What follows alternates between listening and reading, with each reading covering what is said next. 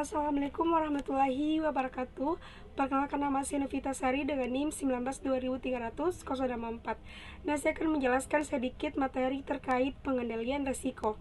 Nah, adapun pengendalian risiko menurut teori manajemen risiko yaitu kegiatan yang membahas tentang bagaimana suatu organisasi itu menerapkan ukuran dalam menetapkan berbagai permasalahan yang ada dengan menempatkan berbagai pendekatan manajemen secara komprehensif dan sistematis. Nah, adapun jenis pengendalian risiko dalam manajemen risiko yang pertama itu pengendalian risiko secara finansial. Nah, terdapat dua cara yang dapat dilakukan dalam pengendalian risiko secara finansial. Nah, yang pertama itu retensi risiko, yang kedua transfer risiko. Nah, selanjutnya pengendalian risiko secara fisik.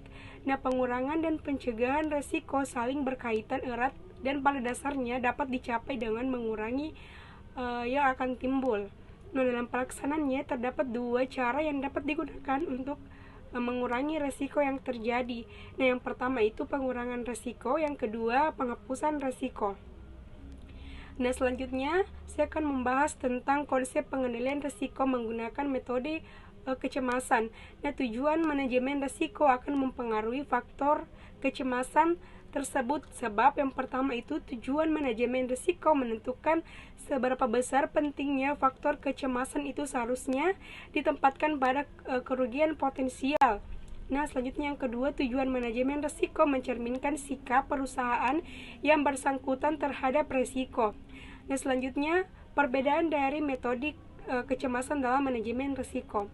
Nah, adapun tujuan manajemen risiko dalam mempengaruhi faktor kecemasan tersebut yaitu yang pertama, tujuan manajemen risiko menentukan seberapa besar pentingnya kecemasan itu seharusnya ditempatkan pada kerugian potensial.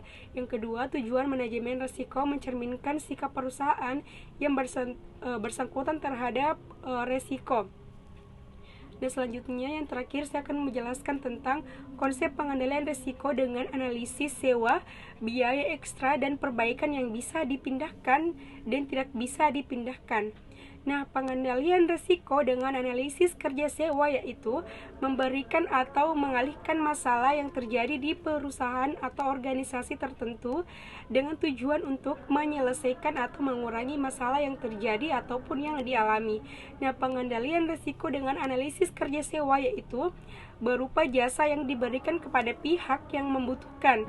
Adapun biaya ekstra dan perbaikan yang bisa dipindahkan dan tidak bisa dipindahkan yaitu biaya perbaikan yang masalahnya dihadapi atau yang terselesaikan dengan baik. Nah, sedangkan biaya yang tidak bisa dipindahkan yaitu jika masalah yang terjadi sulit diatasi atau sulit diselesaikan.